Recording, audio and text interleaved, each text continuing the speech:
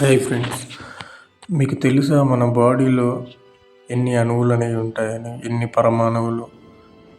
అవన్నీ కూడా మన బాడీలో ప్రతి ఒక్క రక్త కణము, మన బాడీలో ఉన్న ప్రతి ఒక్క కండరము, ప్రతి ఒక్క నరాలు, ఇవన్నీ కూడా ఈ నర్వస్ సిస్టమ్, ఈ యొక్క బ్లడ్ సర్క్యులేషన్ సిస్టమ్, ఇవి అన్నీ కూడా ఇవి మజిల్స్, ప్రతి ఒక్కటి మన కంటి ముందు కనిపిస్తున్న ఏ వస్తువైనా సరే కానీ ప్రతి ఒక్కటి కూడా అణువులన్నీ కలిస్తేనే ఒక వస్తువు అనేది అవుతుంది. అదే మన బాడీ అయినా సరే, మన బాడీ అన్నీ కూడా, మన బాడీ మొత్తం కూడా అణువుల యొక్క ఒక వస్తువు మన బాడీ.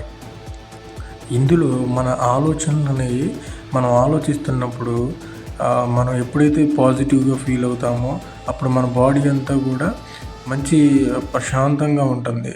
అలాంటప్పుడు ఎప్పుడైతే మనం భయపడతామో కొన్నిసార్లు మన రోమాలు లేచి నిలబడతాయి, మన వెంట్రుకలు చేతుల మీద కానీ గూస్ బంప్స్ అనేవి వస్తుంటాయి. అలా వచ్చినప్పుడు ఏంటంటే మన మైండ్, మనం ఆలోచించే విధానాన్ని బట్టి మన బాడీలో ఉండే అణువులని చేంజ్ అవుతూ ఉంటాయి.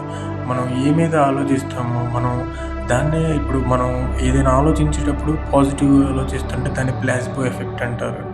ఏదైనా మనం నెగిటివ్గా ఆలోచిస్తుంటే అది నోసిబో ఎఫెక్ట్ అంటారు. ఒకసారి మీకు డౌట్ ఉంటే యూట్యూబ్లో సెర్చ్ చేయండి, what is the placebo effect, what is the nocebo effect అని. ప్లాసిబో ఎఫెక్ట్ అంటే ఏంటంటే, అది ఏదైనా సరే మనం పాజిటివ్గా ఫీల్ అయ్యి అది జరుగుతుంది అని కంపల్సరీగా ఎప్పుడైతే ఫీల్ అవుతామో అది ఖచ్చితంగా జరుగుతుంది. అది ప్లాసిబో ఎఫెక్ట్.